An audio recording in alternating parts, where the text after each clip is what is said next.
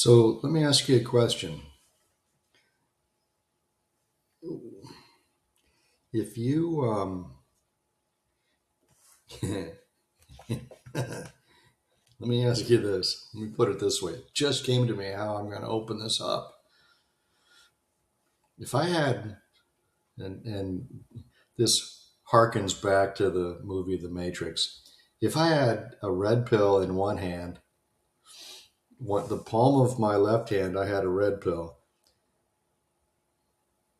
and or any color pill, whatever. Okay, make it green, whatever, or white. If I had a if I had a pill in the palm of my hand and I said, if you take this pill, you will no longer suffer ever again in your life. And what do I mean by suffering? Uh, you will no longer feel ashamed of anything. Shame is horrible suffering. Grief, you won't be grieved over anything. Apathy, you won't feel apathetic over anything. Jealous, the little green monster, you'll never again feel jealous. If you take this pill, you yourself, you will never again feel jealous over anything. I don't care if it's your sister, your mother, your best friend wins the lottery and can quit their job and no longer have to work ever again and can hire servants and can order in food every day for the rest of their life because they have so much money now. They're so filthy rich. You will not suffer from that pang, P-A-N-G, the pang of jealousy. Oh, somebody gets something that you want and you go, oh. Um, or anger. How about anger? When's the last time anger expressed itself through you? Anger is pain. Anger is suffering. Okay, and remember, the point of this is, why do you suffer when you don't need to? Why? Why are you suffering? Meaning pain. Suffering is painful, right? But so anger, resentment, jealousy. Resentment is like, I resent that. Oh, that burns you up when you're resentful. Hostility, you express anger instead of observing yourself and not letting that emotion take you over. Just for once, for the first time ever, I'm going to observe myself. We'll get into that too. But why do you suffer when you don't need to? And here's what I led with. If I had a pill and I said, look, if you take this pill, never again will you ever suffer over anything. You would not take that pill. And I would not take that pill. And you know why? Because us human beings, we human beings, we are creatures of habit. You and I are so used to being angry, to suffering. We're so used to it that we don't realize that there is a life above and beyond the low level of suffering. And suffering's on a very low level because suffering is painful. Pleasures are on a higher level and they do not cause us any kind of pain at all. But we suffer, and we suffer even. This is describing at least a little bit the extent of how much we love our pain. But we love our pain so much that, we would rather even dwell on the lower levels of suffering, because at least then my life seems okay. I can handle suffering. This other, you're telling me about happiness and this other, pleasant feelings, happiness, courage, even. You're telling me about these things which I can experience, but that seems scary to me. I'm so accustomed to being fearful. When someone is angry at you, they're really not hostile and angry. They're fearful. All negativity includes fear, the emotion of fear. It's all based in fear. All negativity is based in fear. The root, the seed, the genesis of negativity is fear. The person expresses anger because he's afraid of something. Anger, hostility, rage usually means you're taking away my control. I have my world set up just perfectly, and you now are messing it up. I have everything set up. You've come in and disrupted me setting things up. And so now my reaction to you disturbing what I am trying to set up is going to be, it's anger and rage is always over the top. It's too much. It's like you can you can you can want to tell someone, to not do what they're doing without getting angry about it. Anger is like turning the faucet on full blast. It's too much. You don't have to turn the faucet on full blast. Just turn it on. Even a trickle will fill a glass. You want to get some water, right?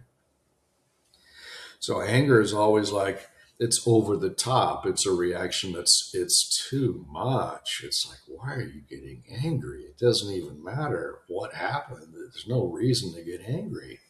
Anger is like the last thing you want to do because anger upsets me. Anger upsets you. It's upsetting. It upsets. You want peace and balance inside of you. Anger is the last thing you'll do. Expressing any kind of a dark emotion is the last thing that you will do. Which leads us right back to the point. Why do you suffer when you don't need to? You don't need to suffer. But we do. We do suffer anyway, even though we don't need to. The reason we don't need to is because nature herself and Christ and Buddha both came to this planet to tell us that, hey, look, you don't have to suffer. They both said, do what I'm doing. Self-observe. Self-observation releases you from the lower emotions. And the only way to raise your emotional level from the low emotions to the higher ones, and we want to go higher because the higher emotions are much more pleasing, much more, they feel better. Yeah, if you've ever, like, let's say, consider someone who gets angry a lot. Okay, that person, they get, why they get angry a lot? Probably because they are stuck at the level of anger. So anger becomes their go-to, their knee-jerk reaction. Something happens and they don't know self. They don't know themselves to such a degree. They lack self-awareness so much that they're trying to set up everything on the exterior. So everything's just so, but then here comes you have come in and you've done or said something to disrupt what they're trying to set up. And so they lash out with anger. And anger is the only way that they know to communicate. And isn't that pathetic? Right? The person who you have in your mind right now, if I say, think of someone in your life who gets angry a lot, and maybe it's in your home, maybe it's a friend's home, maybe it's at work, maybe you saw someone explode, and maybe they work at the supermarket. I saw a manager. He's not only the store manager, but he's their union rep too. Another employee told me later. And I'm like, he's a union rep and he screams. I saw him scream at a customer. He just screamed at this lady. And I'm like, that is so uncalled for. She left You know, the self checkout, you go there and you're checking out. Well, she left her cart full of things because she forgot something. And the girl who usually stands nearby and helps people there's like 6 or 8 self checkout things. And the girl's there to make sure that people are paying, that they're scanning everything that they need to and to help people. Because, you know, we don't work in a store. We don't know how those things operate. And the girl was off doing something else. So the lady didn't have anyone, she left her cart there. She didn't have anyone to say, hey, I'll be right back. I'm going to get ice cream, because she forgot ice cream. Because if she gets home without the ice cream, you know, there'll be murder to pay or whatever. So she went to get a half gallon. She came back. I saw her. And I'm like, oh, she went back to get the ice cream. But the manager just lit into her. And that was completely uncalled for. But I saw it. I'm like, that is his go-to reaction. That means he's stuck at the level of anger. And that it means that that man is suffering, and he doesn't need to. You and I don't need to suffer. So why do we suffer? We don't need to be at the lower, let's do the lower emotions from the very bottom, the lowest emotion that you and I can experience. It's the lowest emotion, the lowest level emotion, which also means it's the most painful. And that's the emotion of shame. If you've ever been shamed, then you know how much shame hurts. Someone says, I remember 50 years ago when you fill in the blank. You stole that piece of bubble gum from that store and I saw you. And that was, 25 years ago, and they're still dredging up your past. Okay. Have you ever had a family member or a friend do that? If they do that, they're not your friend. But more than that, if they do that, that means that that person, why is that person communicating to you on the level of shame?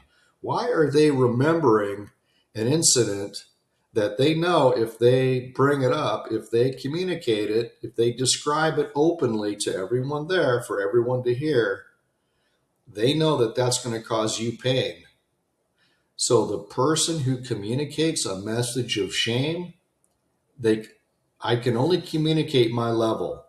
So if I'm communicating shame to you, my level, I live on a level of shame. So that person's not your friend either. So we got to be really alert and aware of the things that our friends and family and coworkers say to us, because they're communicating their level. That's what other people communicate to us, is they tell us, they reveal to us their exact emotional level where they are. So be alert and be aware of what people are saying to you, because they're telling you who they are.